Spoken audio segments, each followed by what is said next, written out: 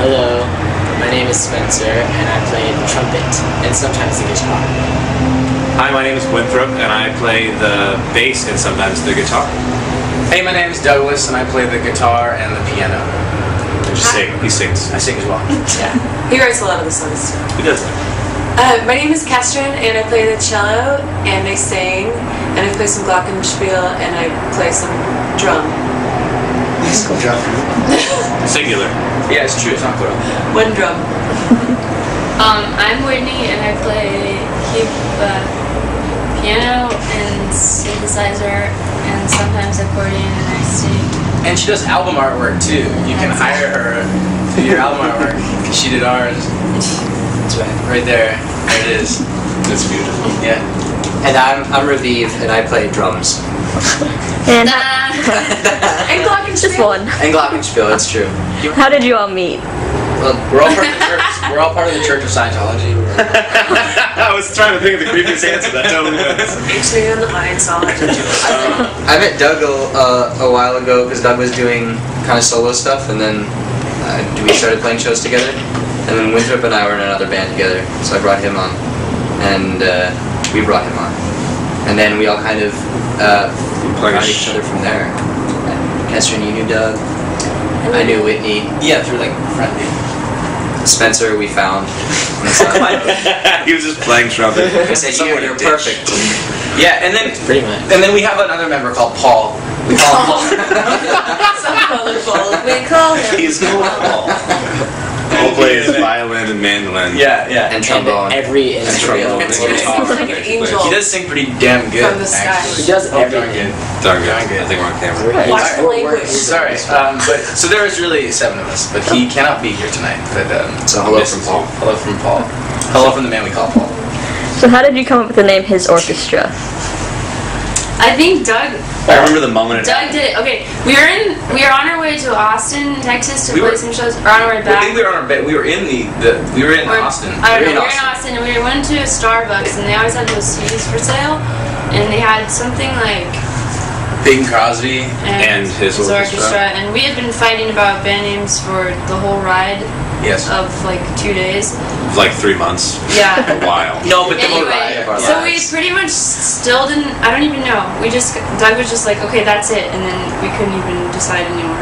Yeah, Super well, we lucky with liked the the his orchestra part. It was the first thing that we all agreed on. And it was the Everything first thing that she didn't like completely hate. That's also true. That's what it was. And I wasn't there. Yeah. That's true. If Catherine were there, we would have.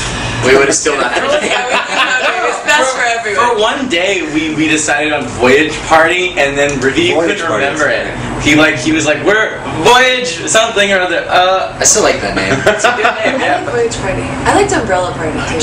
I came up with one yesterday. No, make this 4,000 again. years. Anyway, 4,000 years. it may change again. No, it at won't. some- It's not changing. We don't have time for that. Not changing. Now that we have 1,000 albums in print, going back. We can just keep calling album names what we would wish our band. Voyage Party is a good album name. Yeah, I want to call our band the That's Vogue Dots. 4,000 years. The Vogue Dots? The Vogue Dots. I like that. Alright. We're a work in progress. That's a Is Just there, anything to make it really hard to Google. no, we're his orchestra. That's us. is there a reason why the H is lowercase? Yes. Yes. And that's as far as we're going That's with it. that. Secret.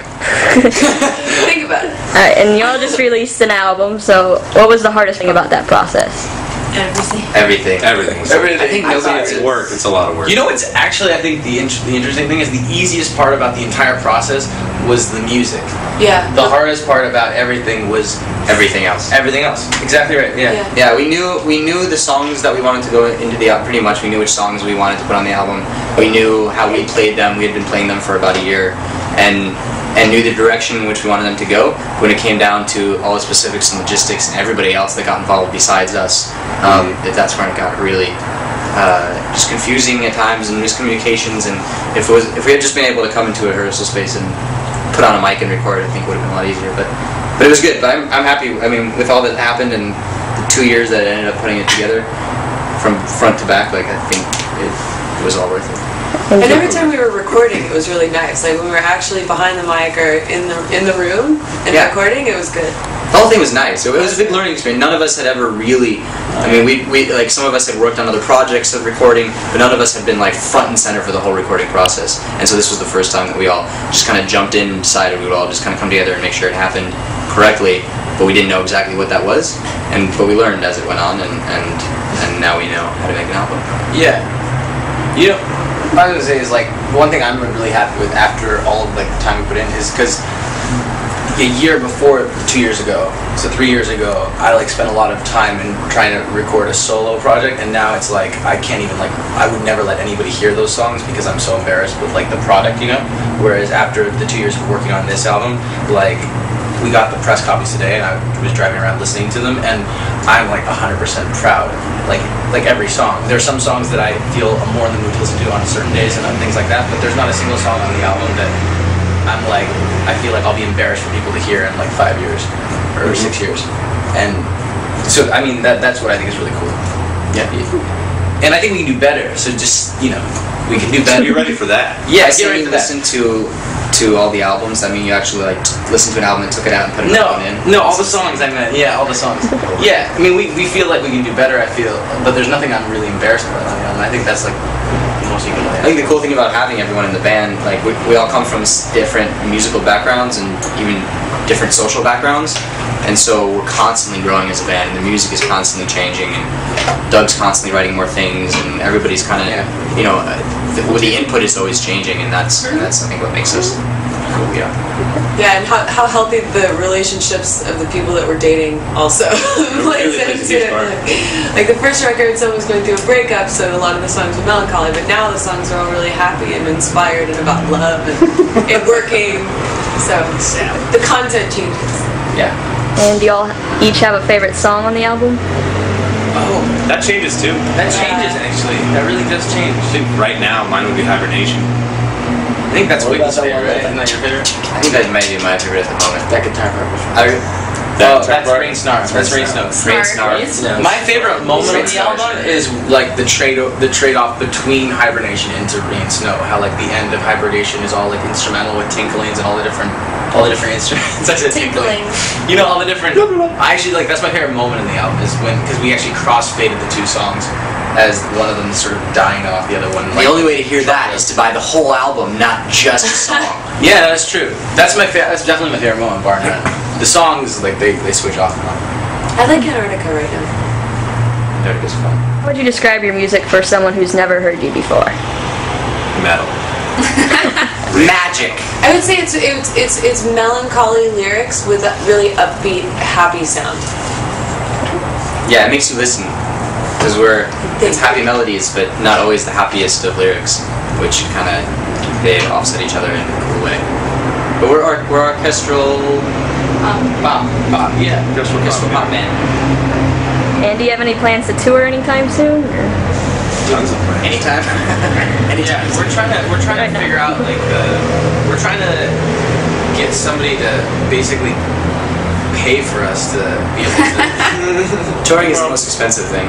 Yeah, touring you need like financial support to tour, and we would need $20,000 to put towards like a nice new van and gas and maybe a little get us out of the state. We've been lucky enough to get as far as we have gotten without a record label in a time when like record labels are in an interesting position, and I'm really proud of us as a band for getting this album out in that way, and like I think it's really cool, and there's new interesting business models opening up like that. But yeah, getting on tour, there's a lot of questions involved. Like if we could do it on our own at some point, that'd be amazing. But yeah, there's a lot of money. I do think that we're all prepared. Like we're ready to go and promote this album, ready getting out on the road and do it. Right now we're doing it basically in LA to try to raise our friends and fans in LA. And as soon as the opportunity arises to get out of the state and go spread it around the country, we're ready to do that. I think we're just trying to basically hustle like by trying to get like a licensing deal or something like that, so we can just get some money to like basically just put it right back into being able to travel. Yeah, exactly. Yeah. Buy some snacks. Yeah. Exactly. Yeah. And deodorant. Yeah. Snacks and deodorant, the most important thing on tour. That's what we've learned. And your song "Mess" is a theme song for one of the shows on ABC Family. How'd that come about? That was your connection. Yeah, I work on a sitcom for Lifetime, which is run by the production company MRC, the show, not Lifetime. And MRC oversees a bunch of shows on television. And our show is a lot of it is about music. And so when we started filming, I gave our producers just a bunch of trial runs and rough cuts of different songs that we had been doing. We didn't have this album yet.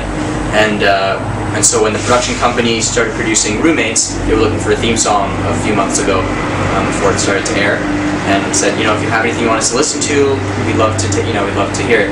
And so we gave them 2 songs, one song called Menopause and one song called Mess. And I like to call it Men on Pause. Men on Pause. Yeah, that's fine too. And they liked Mess, and it was narrowed down to a few bands and then to like a couple bands, and we just kind of waited, and they liked the song and used it. And they also used not only for the theme song, but they use it throughout the episode as like the little like people. It takes place in San Francisco, so like people running around really fast motion in San Francisco to like a piece of the song. And they reverse it, and they've isolated different like instruments. And yeah, it's all over. Yeah. Roommates. Yeah, You see Roommates, anything you hear is us. Even the dialogue, the actor's dialogue. Yeah. We just overdone it. It was really hard. It's a big job. Somebody's got to do. I'll take you to